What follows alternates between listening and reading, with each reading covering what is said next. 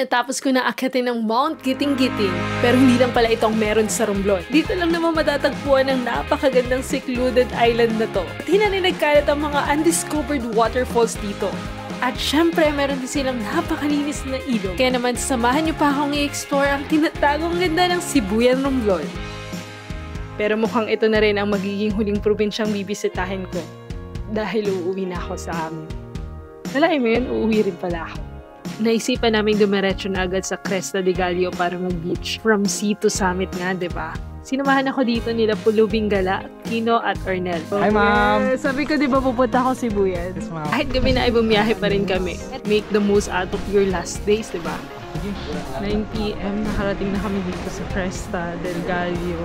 Ayan, tingnan lang natin kung itsura nito tomorrow. Dito na rin kami nagpalipas ng gabi. Nag-celebrate lang at natulog na rin. Good morning! Nag-skip na ako sa inuman niya nakagabi. Natulog na ako dito. Pagkagising ko, bumugad sa akin ang ganito kagandang isla. Very untouched place. Raw and not commercialized. Umabot ata ng 2 oras bago namin marating ito, kaya naman solong-solo namin ang lugar. Napakalinaw din ang tubig dito. Pero syempre, wala ding dive spot. Sinilip ko lang muna yung mga buhangin. It's a long stretch of shore from one island to another island. So, para siyang may mahabang sandbar connecting 2 islands. So, secluded place. This is a perfect place for you to unwind and chill. And ano din dito? White sand, although meron ding mga halong stones. Nag-unwind lang ata sila doon sa kabilang isla. And nandun kami nagstay sa kubo doon. Dito na rin kami nag-umagahan at pinagluto kami ni Chef Kino. Pagkatapos mag-unwind ay dumiretso na kami sa Catingas River. Isa daw ito sa pinakamalinis na inland body water dito sa Pilipinas. Totoo nga, napakalinis ng tubig dito. Gusto ko na ngang inumin eh. May mga ilan pa kami in-explore na falls dito at halos more than 50 unexplored falls pa nga raw ang meron dito, pero dahil gala sila, na-explore na nila ito. Bilang paghahanda sa pag-akyat ko sa Mount Giting-Giting, ginawa ko na rin dito ang Sibuyan Loop gamit ang aking bisikleta na may 90 kilometers ang kabuuan. Sinamahan ako dito ni Sir Ramil, isang batak na siklista at lokal dito sa Sibuyan. Yes, after Romblon, now I'm here sa Sibuyan. Far yung mga daan dito, ano naman siya, mapuno, and wala masyadong dumadaan na sasakyan. But unlike Romblon, yung daan niya is mas malawak. At halos patag lang naman ang mga kalsada dito. At wala masyadong kabahayan.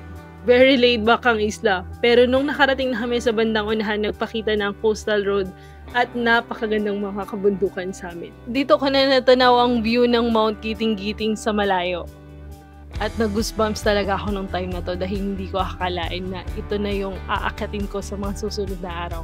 Isa rin pala sa mga pinaglalaban ng mga taga-Sibuyan ay ang no to mining. Dahil hindi lang sa makakasira ito ng ating kalikasan, maapektuhan din ang kanilang pamumuhay kapag nangyari na ito. Portion dito na off-road pa, though gamay lang naman, hindi naman ganun mahaba. Yan o. Purely patag lang talaga siya, pero yan, napapaligiran tayo ng coastal road at unlimited.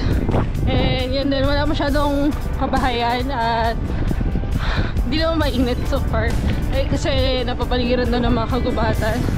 Yung name mo? Pinakaladkad ako si Ariel. Ano naman pala yung ahon dito? Isa lang siya.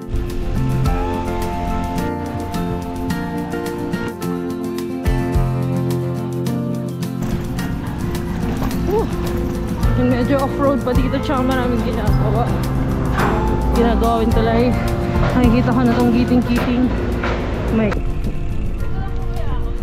Meron pa isa, ma'am. Oo. decide na akong umuwi kinabukasan. Nagpaalam na ako kala Claire at Carmela na sobrang nagpapasalamat ako dahil na-meet ko sila dito sa Sibuyan. Akalain mo yun, may katapusan din palang biyahe. Ito na rin ang naging ending ko dahil may biyahe dito papunta ng Lucena City kung saan malapit ang aking uwi. After 8 months of non-stop traveling, now I'm heading home. Finally, it's from Romblon to Lucena.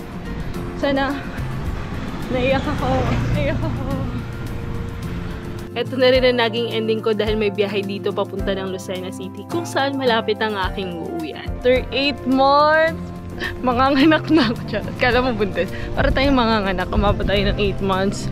Yung 1 week, 3 months plan. 3-month plan, umabot ng 8 months. Yan.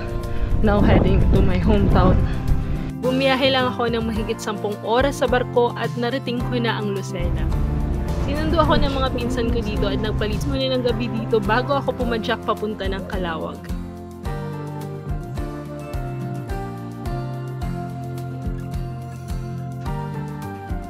Yes, good morning! It's another day of adventure.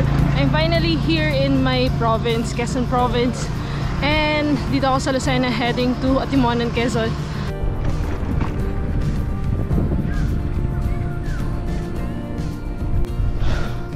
Yes, I'm back here in Atimonan, Quezon sa Old Zigzag Road. Dumaahon na ulit ako after 9 months. Dito ako nag-training bago ako umalis. And it's good to be back. Kapag medyo marami ka na napuntahan, parang normal na road na lang siya. Charot, nakakahingal pa rin.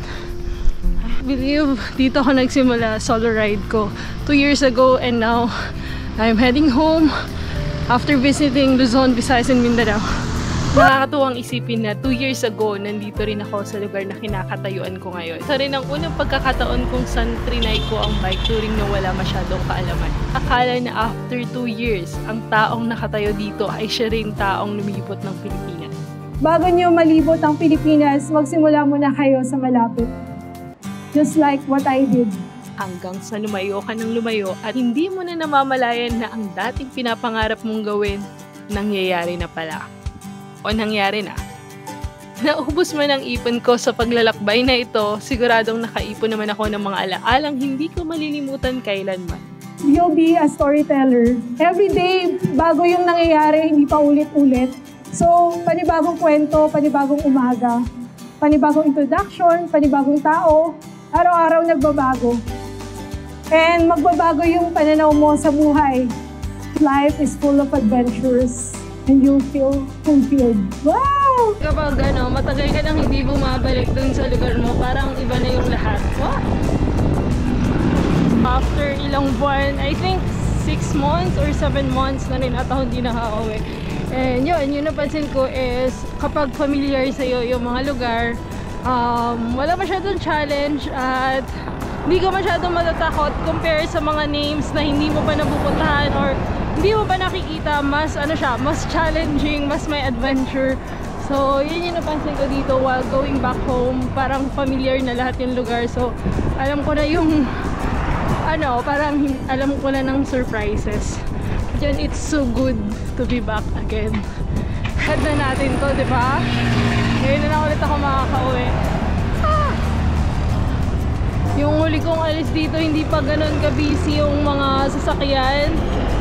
Ngayon, pagbalik ko, nung umalis kasi ako dito, hindi pa open yung mga borders. But right now, ang busy na ng mga road, may mga buses na. So yan, ang busy na ulit ng kalsada. And it's getting harder to bike kasi ang daming truck, ang daming bus. And yun, ang napansin ko din is sa mga napuntahan ko, Samar and Quezon yung pinaka malubak. Pagkatapos ng 100 kilometrong pagpadyak, narating ko na ang aking tahanan at malugod akong sinulubong ng aking kumita.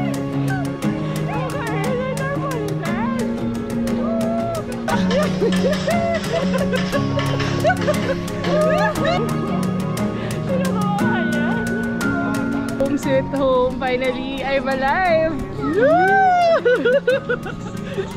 Welcome home, sister! Pero hindi pa dito nagtatapos ang paglalakbay ko. Dahil simula pa lang ito nang marami-rami ko pang ikikwento sa inyo.